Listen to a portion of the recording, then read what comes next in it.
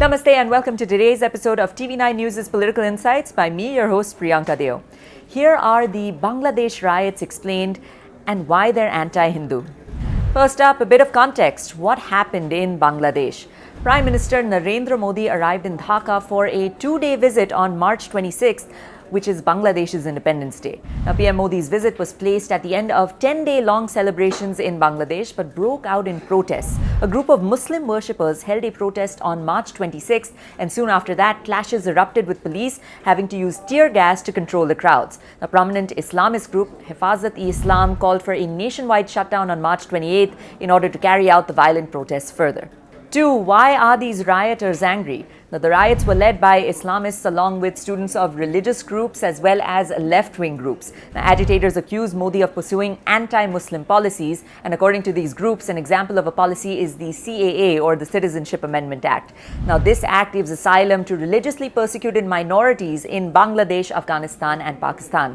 However, these groups still cannot answer why this law is in any way unconstitutional. It does not include Muslims because in these countries, Muslims are not the religiously persecuted minority.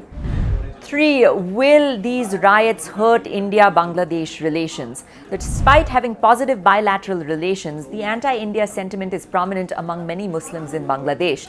Bangladesh is an ally to India for many things, among them maritime security as well as border security. But it seems like Bangladesh's ego was hit after the CAA in India was passed because it knew that it was in the wrong and suddenly became defensive. Bangladesh Prime Minister Sheikh Hasina in Bangladesh denied that minorities were being religiously persecuted in Bangladesh, when this is actually factually not true.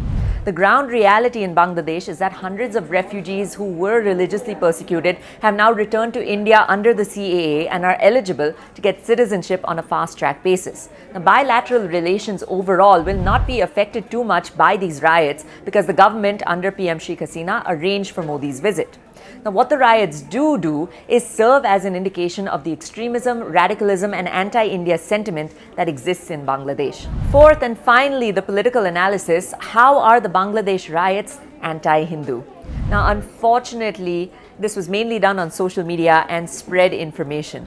The first problem was that mainstream media was by and large silent on the riots in Bangladesh. They did not acknowledge the truth, which is that these were riots caused by Islamic extremism and radicalism. More disturbingly, netizens on social media spread a wrong narrative. For example, a Yale professor posted about how Modi visiting a temple in Bangladesh somehow spreads communal violence. How are the two even mutually exclusive? Does this mean that just because Hindus visit temples, we all support communal violence somehow? The problem is that the individual who tweeted this is a Yale professor and considered an intellect. But there is nothing factual or intellectual about his post.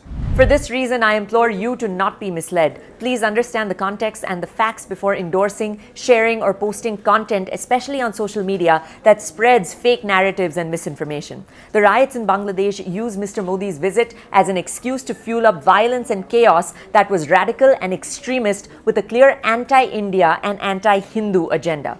Please share this video as it's important for people to know. Thanks for watching Political Insights by me, your host Priyanka Deo. Please subscribe to TV9 News for more content from me and more. I'll see you next time with a brand new episode of Political Insights. Until then, namaste.